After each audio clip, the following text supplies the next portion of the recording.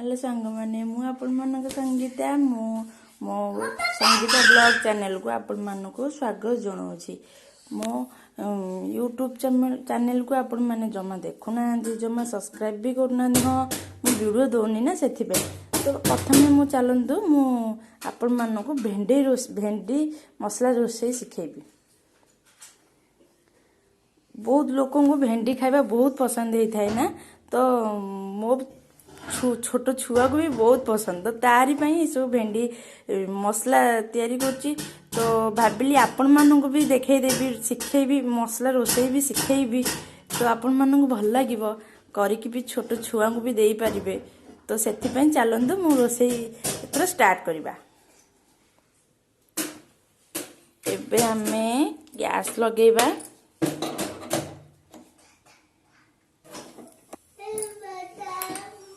हमें कड़ाई बसैबा, कड़ाई टिके ताती जाऊ तापर तेल पकेबा। देखंतु मो कड़ाई एबे ताती गला। एबे हमें तेल पकेबा।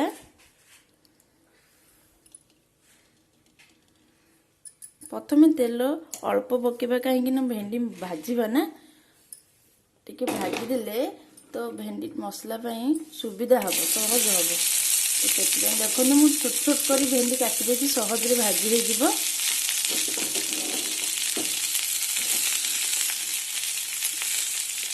बस टिके भेंडी खैरिया पड़ला पर्यंत भाजीबा।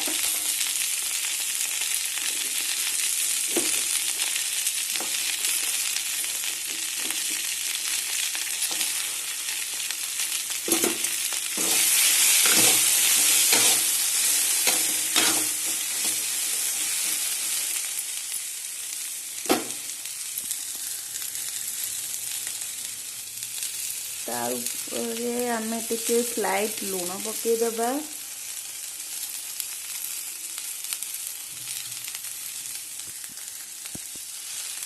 अध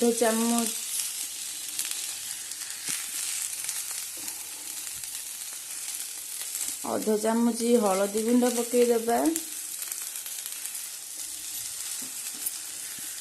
और गैस को फ्लेम रे रखिदेबा। हमें आपको भलरे भाजी नवा। भेंडी अच्छी तेल पकईकि भेंडी मसला पकेला परे से मसला भेंडी जमा लगे नहीं, तो एमती जन जन से भेंडी की खाइबा भी असिकी हमें नाल अंश रही जाए ना, तो से तो आम आपको भलरे भाजी ना जो जेहेतु नाल अंश भी एत रही भल भी लगे।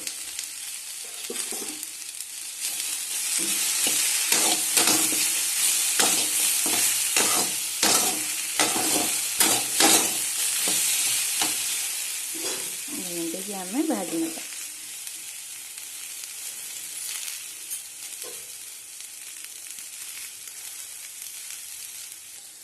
देखो एबे भेंडी हमर भाजी है आसलानी। आम आपको थाली की काढ़ीदबा।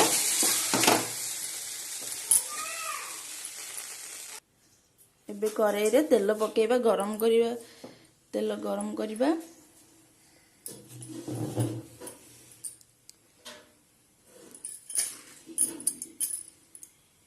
देखंतु तेल गरम ही आसलानी। एबे आमी फुटण पकेबा।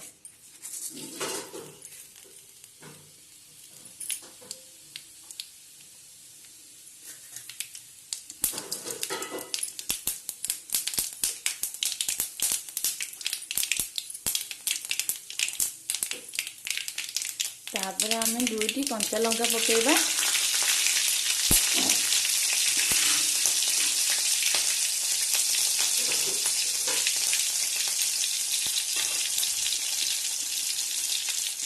पियाज को मुझे छोट छोट पीस कर काटी नहीं देखते। आम पियाज पकेबा।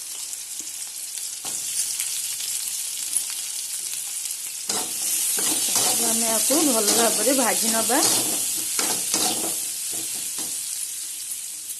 पियाज है पर्यंत आम टे छाड़ी नवा। देखु आमर एबे पियाज हो आसलानी। आम एबे टमाटो को काटी पकेदेबा। ମୁଁ ଏଇଥିରେ ଗୋଟେ ଟମାଟୋ ନେଇଛି, ଆପଣ ଚାହିଁଲେ ଦୁଇଟା ବି ନେଇପାରିବେ। ବହୁତ ବହୁତ ଲୋକଙ୍କୁ ନା ଖଟା ବହୁତ ପସନ୍ଦ, ତ ଟମାଟୋ ଆପଣ ଦୁଇଟା ବି ନେଇପାରିବେ, ଗୋଟେ ବି ନେଇପାରିବେ, ଯାହାକୁ ଯେମିତି ପସନ୍ଦ ସେମିତି ନେଇପାରିବେ। ଦେଖନ୍ତୁ ଏବେ ଟମାଟୋକୁ ଟିକେ ସିଝିବା ପାଇଁ ଦେଖନ୍ତୁ ଏବେ ଆମର ଟମାଟୋ ହେଇଗଲା।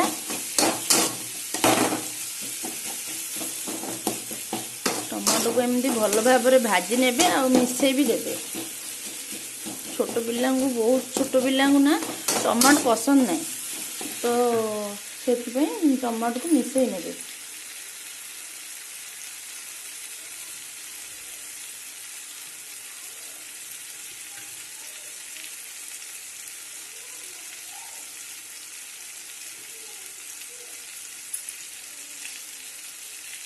ଏବେ ହଳଦୀ ପକେଇଦେବା 1 ଚାମଚ,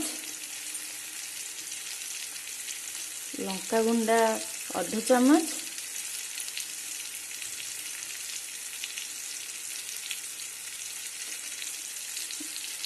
ଖଡ଼ଗପୁର ମସଲା ପକେଇବା 1 ଚାମଚ, ଜିରା ଗୁଣ୍ଡା ପକେଇବା 1 ଚାମଚ, ଚିକେନ ମସଲା ପକେଇବା 1 ଚାମଚ।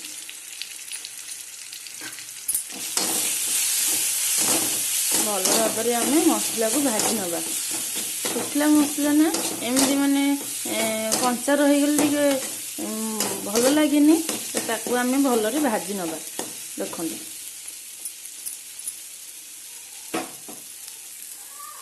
ଏବେ ଆମେ ଲୁଣ ପକେଇ ନେବା 1 ଚାମଚ ସ୍ୱାଦ ଅନୁସାରେ। ଲୁଣ ଆମେ ଭେଣ୍ଡିରେ ପକେଇଥିଲେ ନା ଭାଜିଲା ସମୟରେ, ତ ଅଳ୍ପ ପକେଇବେ।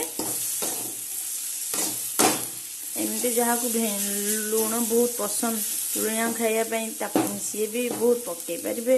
ଆପଣଙ୍କ ସ୍ୱାଦ ଅନୁସାରେ ଆପଣ ଲୁଣ ପକେଇବେ। ମୋ ଘରେ ନା ଲୁଣ ଖାଇବାକୁ ପସନ୍ଦ କରନ୍ତିନି, ତ ସେଥିପାଇଁ ମୁଁ ଲୁଣ ଅଳ୍ପ ପକେଇଛି। ଏବେ ଆମେ ଅଳ୍ପ ପାଣି ଦେଇଦେବା।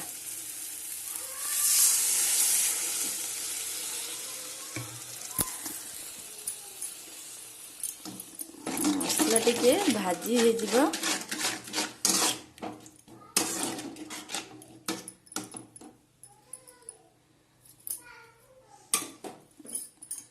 ଜାଳକୁ, ଗ୍ୟାସକୁ ଆମେ ହାଇରେ ଦେଇଦେବା।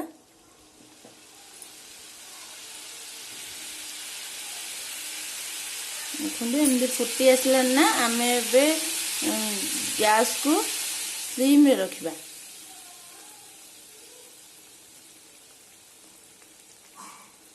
ତା ବଦଳରେ ମସଲାଟା ଭଲରେ କଷି ହେବ ଆଉ ଭଲରେ ବି ଭାଜି ହେଇଯିବ।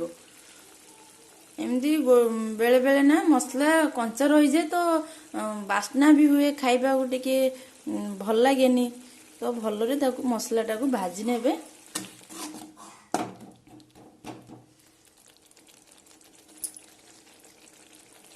ଏମିତି ମଝିରେ ମଝିରେ ତାକୁ ଟିକେ କଷୁଥିବେ, ନହେଲେ ଲାଗିଯିବ ମସଲା।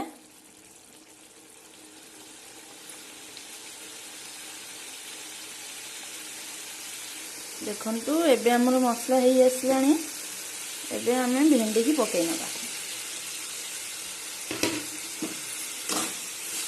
ମସଲାରେ ଭଲ ଭାବରେ ଗୋଳେଇ ନେବା।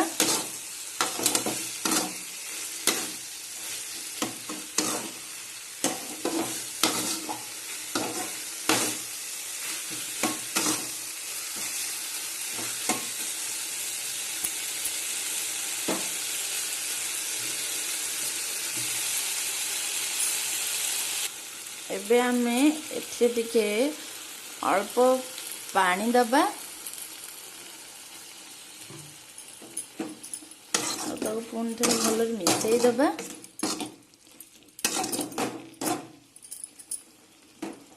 ତାପରେ ଭେଣ୍ଡିକି ଆମେ ଘୋଡ଼େଇ ନେବା, କିଛି ସମୟ ଘୋଡ଼େଇ ନେବା। ଦେଖନ୍ତୁ ଆମର ଭେଣ୍ଡି ଏବେ ହେଇ ଆସିଲାଣି।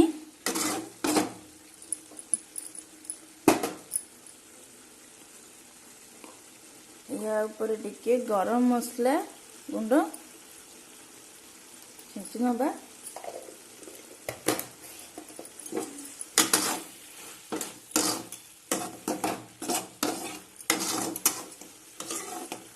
ଏବେ ଏଥିରେ ଅଳ୍ପ ପାଣି ଅଛି ନା, ପାଣି ମରିଗଲା ପରେ ଆମେ ୟାକୁ ଓହ୍ଲେଇ ନେବା। ଆସ ଅଫ୍ କରିବା ଭେଣ୍ଡି ମସଲା।